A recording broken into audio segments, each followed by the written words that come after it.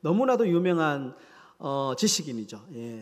실용학자, 실학자 라는 어떤 앞에 닉네임이 붙을 정도로 아주 수많은 저술을 하시고 굉장히 당대의 훌륭한 지식인으로 책도 많이 나와 있습니다. 지금 이 자산 정약용에 관한 책과 또 그리고 뭐 영화도 최근에 나온 것도 있는데요. 다산 정약용 뭐 이런 이분이 굉장히 정말 좀 이렇게 본받고 싶고 유명한 분이십니다. 이분의 이제 일화가 있습니다. 이분이 유배를 가게 되죠. 이 전남 강진으로 유배를 가게 되는데요. 천주교 신앙의 전파를 막는다라고 하는 명분이 그 당시에 있었다고 합니다. 그래서 천주교 신앙의 전파를 막는다는 명분으로 이제 정적지를 제거하기 시작합니다. 그러면서 이제 신유옥사 때 정약용은 전남 강진으로 이제 유배를 가게 됩니다. 거기서 무려 18년 동안 이제 유배 생활을 하게 되는데요. 근데 정약용 선생은 이 유배지에서 이제 수많은 이제 그 석학들을 길러냅니다. 제자들을 양성합니다. 다산초당이라고 하는 어떤 이제 서당을 세우고 거기서 수많은 제자들을 길러냈던 이야기는 아주 유명하죠. 근데 이 다산 정약용 선생님의 수많은 제자가 있는데요. 그 중에 아주 아끼는 제자가 한 명 있답니다. 우리에게 잘 알려지지 않은 제자인데 이름이 뭐냐면 황상이라고 하는 제자라고 합니다. 황상. 이분이 사실 잘 알려지지 않았습니다. 누군지 잘 모릅니다. 그런데 여러분 그 다산의 맏아들 첫 번째 아들 정학영이라고 하는 사람이 이제 남긴 글에 의하면 이 황상은 다산이 가장 아낀 제자였다 이렇게 이제 묘사를 합니다. 그러니까 수많은 제자들 아끼는 제자들이 많은데 그 중에 가장 아끼는 제자가 누구였냐 하면 황상이라고 하는 제자였다라는 겁니다. 왜냐하면 여러분 이 다산과 황상의 만남에 아주 재미난 이야기가 있습니다. 특별한 만남의 관계였기 때문에 이제 황상이라는 제자가 조금 뒤늦게 이렇게 이제 조금 세상에 알려지게 되는데요. 이제 그 일화가 아닌데 제가 그 일화를 한번 소개해 드리도록 하겠습니다. 정약용이 이제 15살의 제자 황상에게 어떤 이 문사를 공부해라라고 이제 지시를 내립니다. 좀 어려운 공부였는 것 같습니다.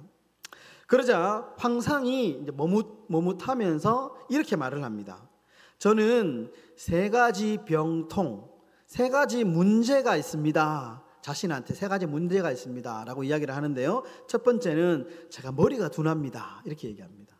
두 번째는 뭐냐, 제가 앞뒤가 꽉꽉 막혀서 좀 답답합니다. 답답한 사람입니다. 두 번째 문제를 얘기하고요. 세 번째는 제가 미숙해서 이해력이 좀 부족합니다. 그러니까 머리가 둔하고 좀 앞뒤가 막혔고 이해력이 부족합니다. 이렇게 이제 황상이 다산에게 이야기를 했다는 거죠. 그러자 이제 다산 정약용이 이 말을 듣고 제자 황상에게 이렇게 이야기를 했다고 합니다. 배우는 사람에게 이제 큰 문제가 3가지 있는데 너는 그것이 하나도 없다.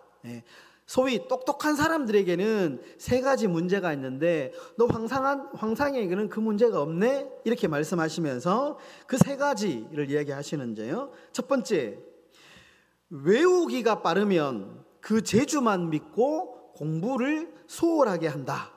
이것이 똑똑한 사람의 문제라는 거예요. 두 번째 문제가 뭐냐, 글을 잘 쓰면 글짓기가 빠르면 글이 부실해질 수 있는 폐단이 있다. 이 두 번째 문제라는 겁니다.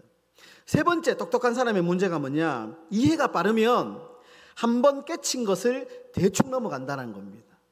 이 똑똑한 사람의 3가지 문제가 황상에게는 없다라고 이렇게 칭찬을 하시면서 마지막에 이제 아주 제가 좀 강조하고 싶은 대목인데요. 이런 말을 합니다. 둔하지만 계속해서 열심히 하면 좁은 구멍이 넓어지고 막혔다가 뚫어지면 그 흐름이 성대해지고 답답한데도 꾸준히 연마하는 사람은 그 빛이 반짝이게 된다. 그리고 열심히 하려면 부지런해야 된다. 뚫으려면 부지런해야 된다. 연마하려면 부지런해야 된다. 이렇게 이야기합니다. 열심히 하려면 부지런해야 되고, 뚫으려면 부지런해야 되고, 연마하려면 부지런해야 된다. 다산이 이 부지런함을 3번 강조합니다. 그래서 황상은 나중에 이 3번 자신을 향하여 부지런함을 강조했다 해서 삼근계라고 이야기합니다. 삼근계. 이 삼근계라 부르고 평생 마음에 새기면서 실천하면서 살아갑니다. 그래서 훗날에 이제 머리가 좀 둔했던 이 황상이 당대 선비들이 극찬하는 시인이 되었다고 합니다. 시인. 여러분, 이처럼 좋은 스승을 만나면 한 인간의 인생이 변화하는 것이죠. 좋은 선생을 만나면 한 사람의 인생이 변화하게 됩니다. 여러분, 오늘 본문은 예수님께서 참 제자들의 발을 씻어 주시면서 그들에게 참 사랑을 가르쳐 주시는 선생, 스승의 모습을 우리에게 보여주고 있습니다. 여러분, 참 안타깝게도 오늘날 우리가 이 선생, 5월 달에 보면 스승의 날이 있잖아요. 스승의 날이 있는데요. 참 이 스승의 날이 무색할 정도로 요즘에 들려오는 소식들이 스승과 제자의 소식이 참 예전 같지 않다. 참 예전 같지 않다. 참 안타까운 뉴스들을 너무 많이 보게 됩니다.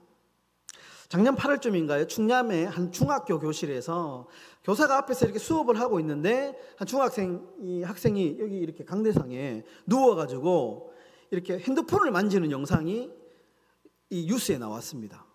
큰 논란이 된 적이 있습니다. 어떻게 저럴 수 있느냐. 선생은 이게 뭐 처음이 아닌 것 같아요. 보니까 어디에 그런 것처럼 그냥 이렇게 가르치고 있습니다. 한마디로 교권이 무너진 것이죠.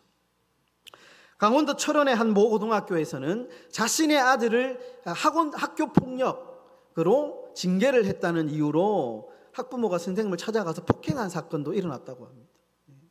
참, 옛날에 생각하면 스승의 그림자는 밟지도 않는다라고 하는 이야기가 있었는데, 참 요즘에 이런 뉴스를 보면 저는 좀 자괴감이 들 때가 있더라고요. 저도 어떻게 보면 가르치는 어떤 입장인데 이 가르치는 게 의미가 있는가 라는 생각이 좀 들 때가 있더라고요. 이런 뉴스 보면 이 가르친다고 이게 가르침이 이게 뭐 통하나? 좀 이런 생각이 들면서 때로는 기도하면서 제가 참 이렇게 마음이 너무 안 좋을 때가 있습니다. 깊은 고민이 들 때도 있더라고요. 여러분, 예수님은 제자들을 향해서 이렇게 선생이 되라 이렇게 말씀합니다. 제자들에게 선생이 되라. 오늘 13절과 14절의 말씀인데요. 우리 13절과 14절의 말씀을 우리 다 같이 한번 한 목소리를 읽어보도록 하겠습니다. 시작. 너희가 나를 선생이라 또는 주라 하니 너희 말이 옳도다. 내가 그러하다.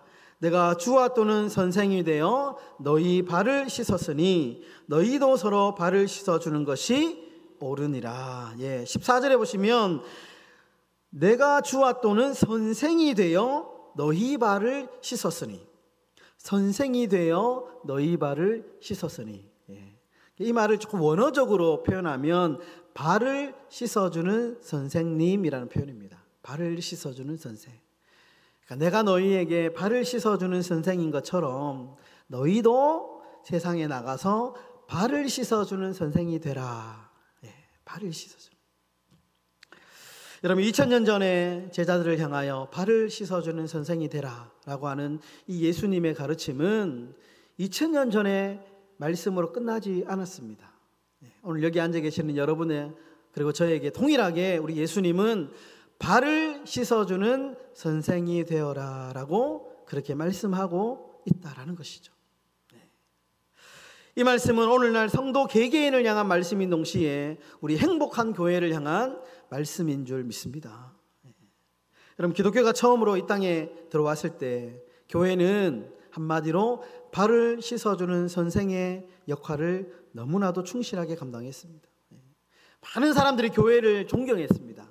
교회에 오고 싶어 했습니다. 그때는 십자가만 꽂으면 사람들이 교회로 몰려왔습니다. 왜냐하면 교회는 발을 씻어주는 곳이었기 때문에, 교회에 가면 배울 것이 있었기 때문에, 교회에 가면 원하든지 정말 갈 곳 없는 사람들이 쉼터가 되어주는 곳, 발을 씻어주는 선생이 역할이 주었기 때문에 많은 사람들이 교회로 몰려왔습니다. 우리 사랑하는 행복한 교회 성도 여러분, 여러분들은 이 세상 속에 발을 씻어주는 선생인 줄 믿습니다.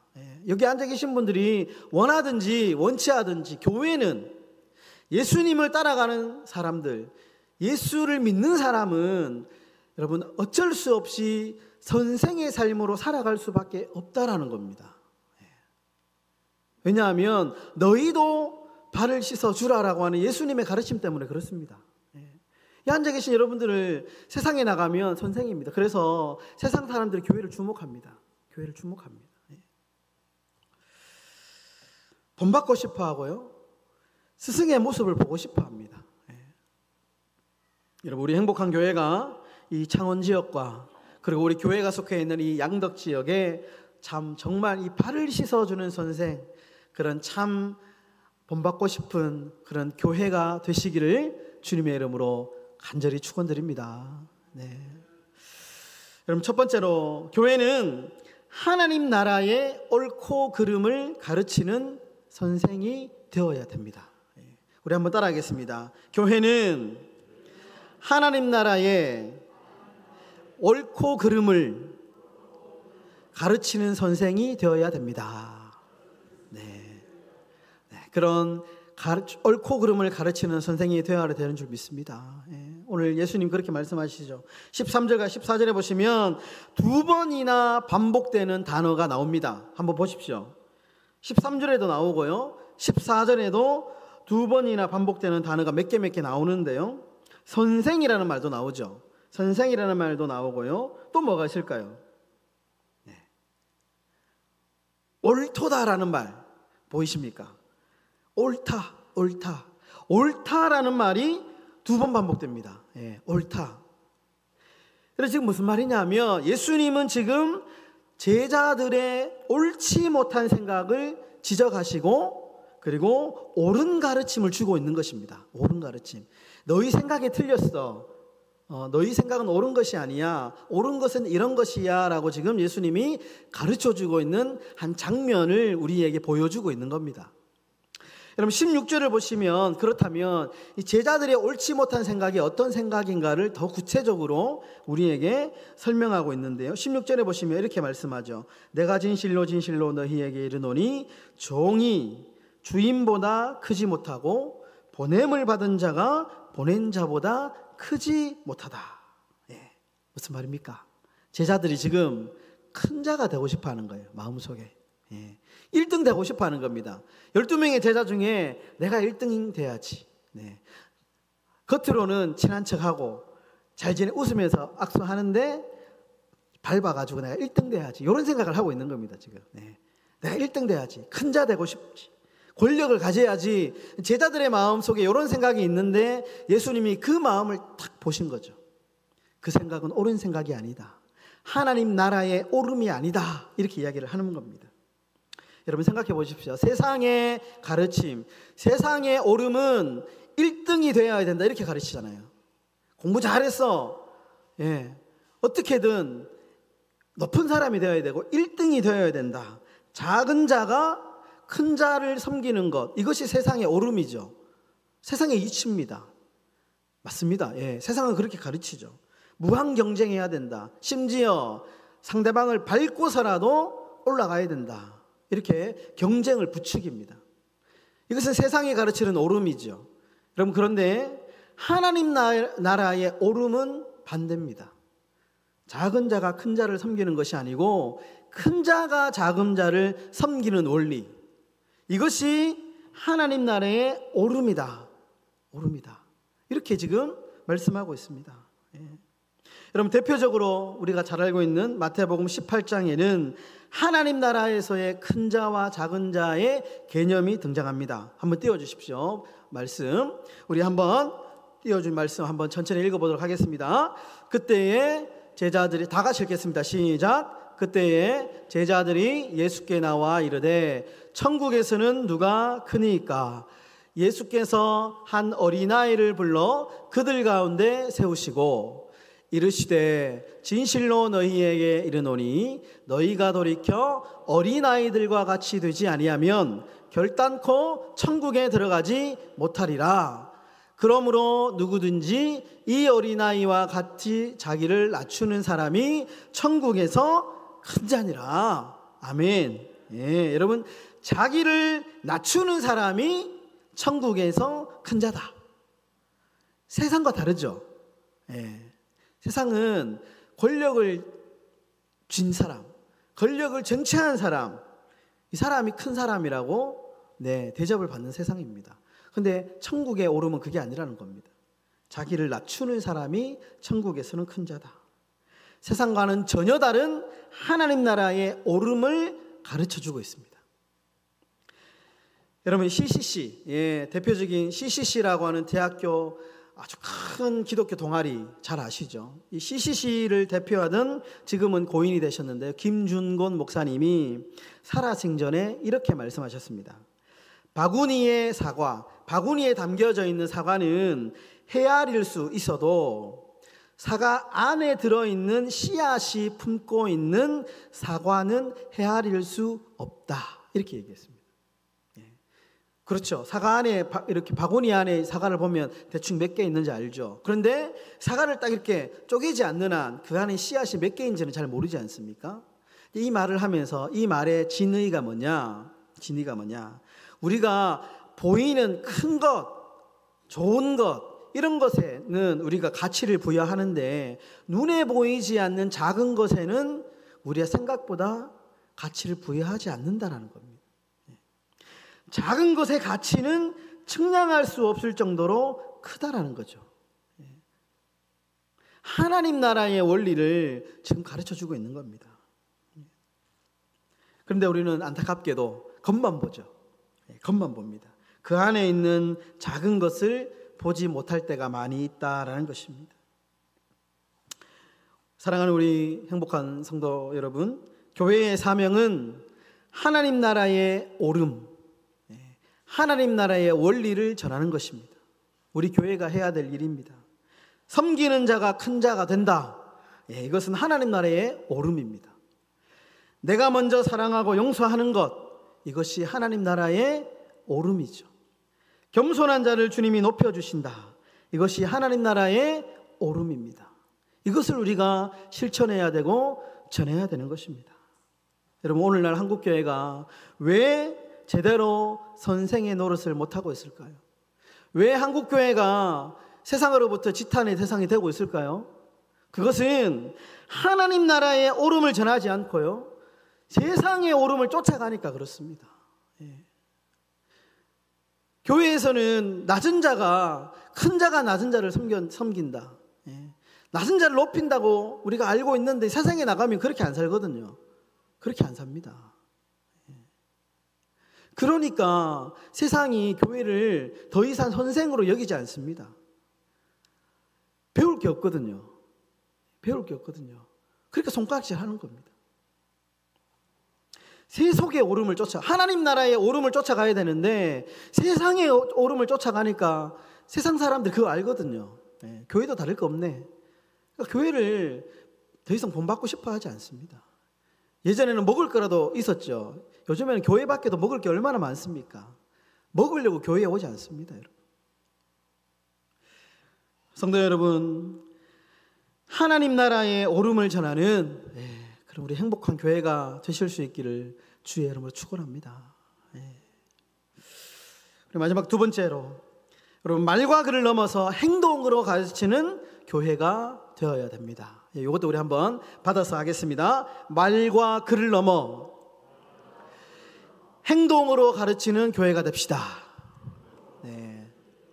여러분, 아멘이십니까? 참 힘들지만 우리가 여기서 아멘 해야 됩니다. 요한복음 13장 15절, 우리 15절의 말씀 다 같이 한번 한 목소리로 읽도록 하겠습니다. 시작. 내가 너희에게 행한 것 같이 너희도 행하게 하려 본을 보였노라. 행하게 하여. 여러분, 예수님은 지금 하나님 나라의 오름을 말로 가르치고 그리고 행동하고 보여주시죠. 지금 시뮬레이션이라고 하는데요, 이 가르친 내용을 직접 보여주십니다. 허리에 수건을 두르시고 쪼그려 앉으시고 제자들의 발을 직접 시켜주시면서 야, 내가 지금 말로 한 거 이렇게 하는 거야 라고 지금 보여주고 있습니다. 우리 교회가 이런 교회가 되어야 될 줄 믿습니다. 우리가 말로 사랑합시다. 우리가 더 사랑합시다. 여러분 얼마나 지금 여러분 더 사랑하기 위해서 노력하고 있습니까? 노력하고 있습니다. 노력해야 됩니다. 더 사랑. 내가 더 많이 사랑하겠습니다. 이 고백을 넘어서 우리 예수님처럼 더 많이 사랑하기 위해서 몸부림쳐야 되지 않겠습니까? 그리고 멋진 한마디 남기시는데요. 17절의 말씀입니다.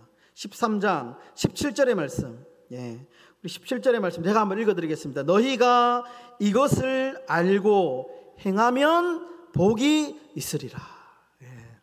여러분 잘 보십시오. 17절 보시면 알기만 해도 복이 있다 이렇게 말하지 않습니다. 알고 행하면 복이 있다 이렇게 말씀합니다. 잘 봐야 됩니다. 아는 것만으로 복이 있는 게 아니고 알고 행하면 복이 있다 이렇게 말씀하십니다. 행함을 강조하는 겁니다. 마태복음 5장에도 여러분 동일한 말씀을 하시는데요. 천국에서 지극히 작다 일컬음을 받을 것 누구든지 이를 행하며 가르치는 자는 천국에서 크다 일컬음을 받는다.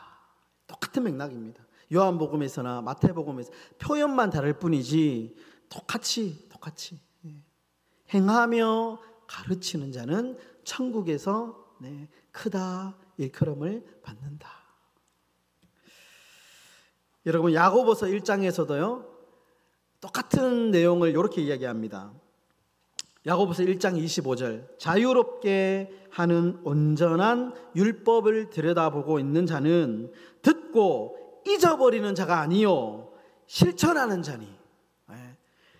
그러니까 율법 주의 말씀을 우리가 듣고 보고 듣고 잊어버리는 자는 자유가 없다는 겁니다. 실천하고 행하는 사람은 그 말씀 안에서 자유를 누리게 될 것이다. 야고보서 말씀이 그렇게 이야기를 합니다. 똑같은 말씀입니다. 실천과 행함으로 가르치는 교회. 여러분 우리 행복한 교회가 이 실천과 행함으로 여러분 가르치는 그런 행복한 교회가 되시기를 주의 이름으로 축원합니다. 우리가 추구해야 될 방향입니다.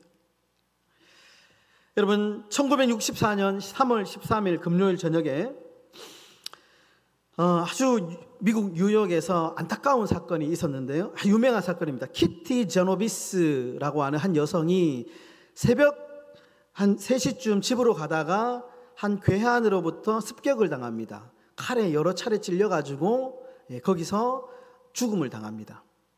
그런데 이 충격적인 사건이 미국 전역에 뉴스로 펴지면서 아주 논란이 됩니다. 막 여자가 살려달라고 도망치면서 소리치면서 도망가거든요. 그런데 범인이 끝까지 따라와서 잔혹하게 범죄를 저지르게 됩니다. 그리고 얼마 후에 이제 그녀가 숨지게 되는데요. 그런데 특히 이 사건이 주목받았던 이유가 뭐냐 하면 충격적이었던 게 뭐냐 하면 그 사건을 목격했던 목격자가 무려 38명이었다는 겁니다. 그런데 아무도 그 여자를 도와주지 않았다는 겁니다. 목격자가 38명인데 아무도 그 여자를 도와주지 않았다는 겁니다. 미국이 충격에 빠진 겁니다. 여러분 그래서 어떻게 이런 일이 있을 수 있느냐? 38명이나 되는 사람이 목격해서 빨리 그 38명이 가서 도와줬으면 목숨은 살아날 수 있었을 텐데 어떻게 이런 일이 있을 수 있느냐 하면서 심리학계에서 실험을 했답니다. 그 당시에 미국의 심리학자인 미브 라텐이라고 하는 사람하고 존 달리라고 하는 심리학자가 이 제노비스의 사건을 실험하기로 했는데 어떤 실험이냐? 작은 방에 한 학생을 가짜로 간질 발작을 일으키게 했다고 합니다. 그런데 옆방에는 오직 한 사람이 있고 또 다른 방에는 4명의 사람이 있을 때 과연 한 사람이 있을 때 빨리 와서 도와줄 것이냐 아니면 4명의 사람이 있을 때에 그 광경을 보고 도와줄 것이냐 실험을 한 것이죠. 그런데 여러분 놀라운 것은 한 사람이 그것을 딱 목격하고 도와줄 확률이 무려 85%. 예, 한 사람이 대부분 목격하면 와서 도와준답니다. 85%. 그런데 여러분, 4명이 목격했을 때는 그 확률이 확 떨어진답니다. 무려 31%. 이거 어떻게 이런 일이 있을 수 있을까? 심리학계는 이것을 방관자 효과다 이렇게 이름을 붙였다. 방관자 효과. 무슨 말이냐면 여기 보니까 목격하는 사람 많으니까 나 아니어도 옆에 있는 사람이 도와주겠지 이렇게 생각하는 거예요. 나 아니어도. 여기 왜 이렇게 사람 많은데 나 아니어도 아이고 나는 좀 바쁜데 옆에 있는 거 보니까 사람이 보고 있거든요. 저 사람이 도와주겠지 이렇게 생각을 한 겁니다. 그래서 심리학계는 방관자 효과다. 방관자 효과다. 예. 여러분 성경에도 비슷한 일이 소개됩니다. 강도를 만난 사람 있죠. 당장에 도와주지 않으면 안 될 상황인데 그냥 지나치는 사람이 있습니다. 알고 보니까 서기관들, 제사장들, 레위인, 소위 성경을 연구하고 율법을 연구하고 가르치는 사람들은 그냥 다 지나갑니다. 근데 지나가지 않는 한 사람이 있습니다. 여행 가던 사마리아 사람이 그 광경을 보고 도와줍니다. 개라고 욕하는 사람, 상종도 하지 않던 이방인의 사람이 그 사람을 도와줍니다. 이 사람은 방관자가 아닙니다. 여러분 제사장과 레위인은 방관자죠. 이렇게 보고 그냥 지나갑니다. 그러나 사마리아인은 방관자가 아니었습니다. 여러분 생각해 보십시오. 어떻게 성경을 연구하고 누구보다 율법을 잘 알고 있다는 이 사람들이 도와주지 않았을까요? 이 사람들은 진짜 선생이 아닙니다. 발을 씻어주는 선생이 아니고요. 발을 씻어주는 것은 알고만 있는 선생이죠. 이론만 알고 있는 선생입니다. 선생이라는 단어가 앞에 붙어 있을 뿐이지 그렇게 살고 있지는 않은 선생입니다. 발을 줘야 된다라는 것은 알고 있지만 발을 씻어주지는 않는 선생입니다. 그러니까 그냥 보고 지나가는 겁니다. 그리고 나중에 가서 제자들에게 그렇게 이야기는 하겠죠. 약한 사람 도와줘야 된다 이렇게 이야기는 하겠죠. 그러나 그렇게 살지 않는 사람인 것입니다. 그러니까 그냥 지나가는 겁니다. 지나가는 것. 여러분 이 땅의 교회, 특별히 우리 행복한 교회는 발을 씻어주는 선생입니다. 여러분 세상은 지금 믿을 만한 선생이 없습니다. 본받고 싶은 만한 선생이 없는 이 시대에 이 땅의 교회가 그런 선생이 되어주기를 원하고 있습니다. 원하고 있습니다. 그 사명을 좀 감당해달라고 요구하고 있습니다. 그래서 세상이 여러분 교회를 주목하고 있습니다. 그래서 여러분 교회가 이렇게 관심의 대상인 겁니다. 교회가 정말 좀 우리가 본받고 싶은데 교회가 막 사고를 치니까 관심이 큰 만큼 실망이 큰 것이죠. 사랑하는 우리 행복한 교회 성도 여러분, 어떤 선생이 되시겠습니까? 여기 앉아 계신 여러분들은 다 선생이다. 주님 선생이 되어라. 발을 씻어주는 선생이 되어라. 그렇게 말씀하고 있는데 저와 여러분들은 어떤 선생이 되어야 되겠습니까? 우리 바라기는 하나님 나라의 옳음, 하나님 나라의 옳고 그름, 발을 씻어주는 말과 행동으로 가르치는 그리고 전하는 그런 예수님처럼 그런